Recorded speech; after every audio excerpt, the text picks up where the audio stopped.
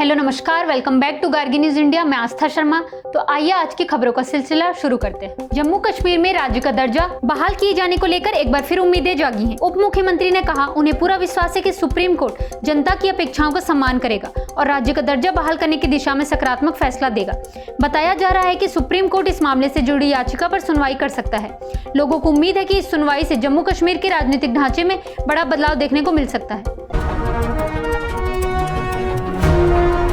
केंद्र सरकार के समन्वय प्लेटफॉर्म ने अब तक 1.52 लाख साइबर अपराध लिंक का पता लगाया है। इस अभियान के तहत 12,987 आरोपियों को गिरफ्तार किया गया है। यह प्लेटफॉर्म भारतीय साइबर अपराध समन्वय केंद्र का एक अहम हिस्सा है, जो राज्यों और केंद्र शासित प्रदेशों के बीच तालमेल बनाकर साइबर अपराध पर लगाम लगाने का काम कर रहा है। केंद्रीय मंत्री रामदास अठावले ने उस व्यक्ति के खिलाफ SC/ST एक्ट के तहत कार्रवाई की मांग की है, जिसने मुख्य न्यायाधीश DY गवई पर जूता फेंकने की कोशिश की थी। अठावले ने कहा कि यह घटना इसलिए हुई क्योंकि कुछ ऊंची जाति के लोग इस बात को स्वीकार नहीं कर पा रहे कि दलित समुदाय से आने वाले न्यायमूर्ति गवई देश के इतने ऊंचे पद तक पहुंचे हैं। अखिल भारतीय किसान सभा ने केंद्र पर आरोप लगाया कि सरकार ने अब तक स्वामीनाथन आयोग का C2+50% फॉर्मूला लागू नहीं किया, जिससे किसानों की आमदनी और खर्च में भारी अंतर बना हुआ है। वहीं कृषि मंत्री ने जवाब दिया कि MSP तय करने से पहले किसान संगठनों से सलाह ली जाती है। सुप्रीम कोर्ट ने केंद्र सरकार की उस याचिका को खारिज कर दिया है, जिसमें मौत की सजा पाए कैदियों के लिए कड़ी समय सीमा तय करने की मांग की गई। शीर्ष अदालत ने कहा कि 2014 के शत्रुघ्न चौहान मामले में दिया गया फैसला पहले से ही विस्तृत और संतुलित है और उसमें किसी संशोधन की आवश्यकता नहीं है।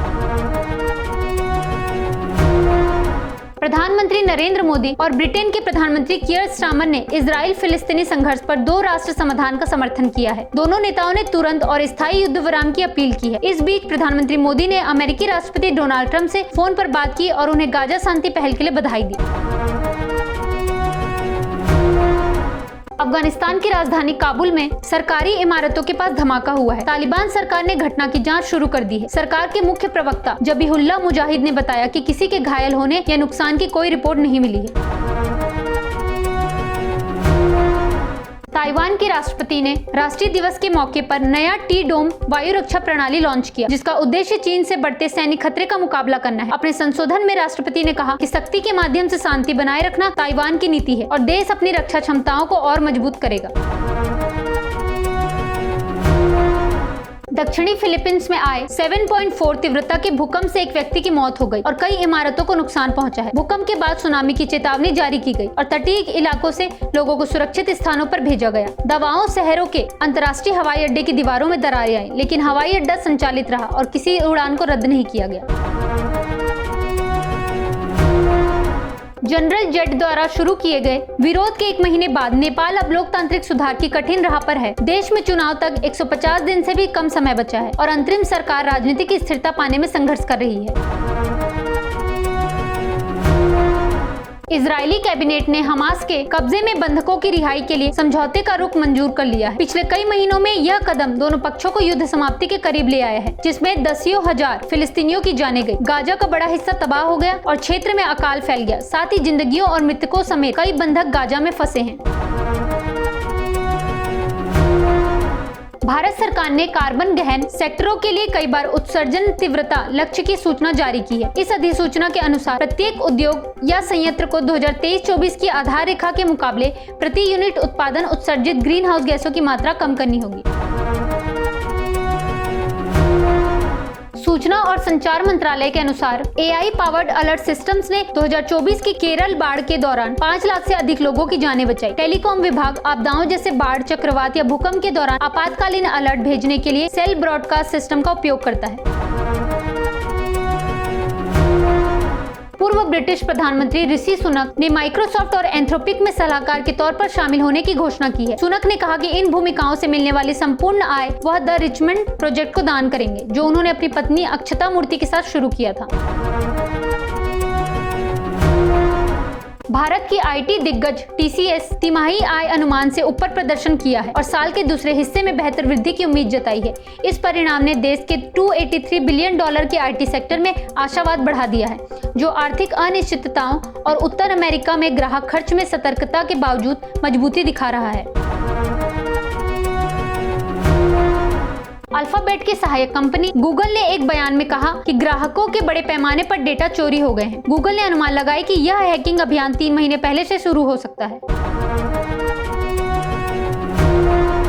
एक ऐतिहासिक बैठक में तालिबान के विदेश मंत्री से मुलाकात के दौरान भारत के विदेश मंत्री एस जयशंकर ने सीमा पार आतंकवाद के खिलाफ संयुक्त कार्रवाई की अपील की। उन्होंने अफगानिस्तान के लिए नई स्वास्थ्य सहायता पहलों की घोषणा करते हुए यह भी बताया कि भारत अपने काबुल मिशन को अब एम्बेसी स्तर पर अपग्रेड करेगा। वेनेजुएला की विपक्षी नेता मारिया कोरिना मचाडो को 2025 का नोबेल शांति पुरस्कार प्रदान किया गया है। अकादमी ने अपने बयान में कहा कि मचाडो ने देश में लोकतंत्र की बहाली के लिए शांतिपूर्ण प्रयासों को आगे बढ़ाया और विपक्षी दलों को एकजुट करने में अहम भूमिका निभाई। उनके नेतृत्व को वेनेजुएला में राजनीतिक परिवर्तन की दिशा में उम्मीद की किरण माना जा रहा है। सुप्रीम कोर्ट ने टीवीके और अन्य द्वारा दायर उस याचिका पर आदेश सुरक्षित रख लिया है जिसमें हाई कोर्ट के एसआईटी गठन के आदेश को चुनौती दी गई है। टीवीके ने अपने पक्ष में कहा कि रैली स्थल पर हुई घटना एक सुनियोजित साजिश भी हो सकती है और कुछ शरारती तत्वों द्वारा वहां उपद्रव फैलाने की संभावना को नकारा नहीं जा सकता।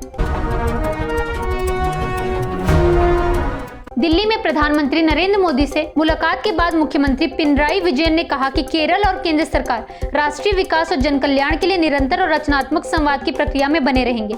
उन्होंने प्रधानमंत्री से राज्य की वित्तीय स्थिति को मजबूत करने और विकास परियोजनाओं को गति देने के लिए सहयोग की अपील की। सुप्रीम कोर्ट ने खांसी की दवा से हुई मौतों की जांच को लेकर दायर याचिका को खारिज कर दिया है। याचिकाकर्ता का कहना था कि राज्य द्वारा जांच में कोई ठोस कदम नहीं उठाए जाने के कारण कीमती समय व्यर्थ जा रहा है। हालांकि अदालत ने मामले में राज्यों की जांच प्रक्रिया पर भरोसा जताते हुए हस्तक्षेप से इनकार कर दिया। मेघालय के मुख्यमंत्री कॉनराड संगमा ने सीमा क्षेत्र में हुई झड़प को दुर्भाग्यपूर्ण बताया और लोगों से हिंसा का सहारा न लेने की अपील की। उन्होंने कहा कि शांति और संवाद ही ऐसे विवादों का समाधान है, इसलिए सभी पक्षों को संयम बनाए रखना चाहिए। केरल के मुख्यमंत्री पिनराई विजयन ने कहा है कि राज्य सरकार ने केंद्रीय वित्त मंत्री निर्मला सीतारमण को अवगत कराया कि केंद्र की मौजूदा वित्तीय नीतियां केरल के विकास को बाधित कर रही हैं। उन्होंने चेतावनी दी कि इन नीतियों से राज्य की व्यापक सामाजिक सुरक्षा योजनाएं प्रभावित हो सकती हैं और विकास की गति धीमी पड़ने का खतरा है। एनसीआर राज्यों की ओर से पेश सॉलिसिटर जनरल तुषार मेहता ने मुख्य न्यायाधीश बीआर गवई और न्यायमूर्ति के विनोद चंद्रन की पीठ को बताया कि दीपावली पर ग्रीन पटाखों के फोड़ने की अनुमति शाम 8 बजे से रात 10 बजे तक दी जाए। सुप्रीम कोर्ट ने मामले में अभी तक कोई अंतिम आदेश जारी नहीं किया और सुनवाई आगे बढ़ाने का निर्णय लिया। अभिनेता सुनील शेट्टी ने सोशल मीडिया प्लेटफॉर्म्स पर उनकी तस्वीरों का अनाधिकृत उपयोग और दुरुपयोग होने के मामले में हाईकोर्ट का रुख किया है। सुनील शेट्टी ने न्यायालय से तत्काल रोक लगाने और भविष्य में ऐसी घटनाओं को रोकने के लिए कार्रवाई करने की मांग की है। तो ये थी आज की कुछ बड़ी खबरें। देखते रहिए गार्गी न्यूज इंडिया। मैं आस्था शर्मा आपसे फिर मिलती हूँ। धन्यवाद।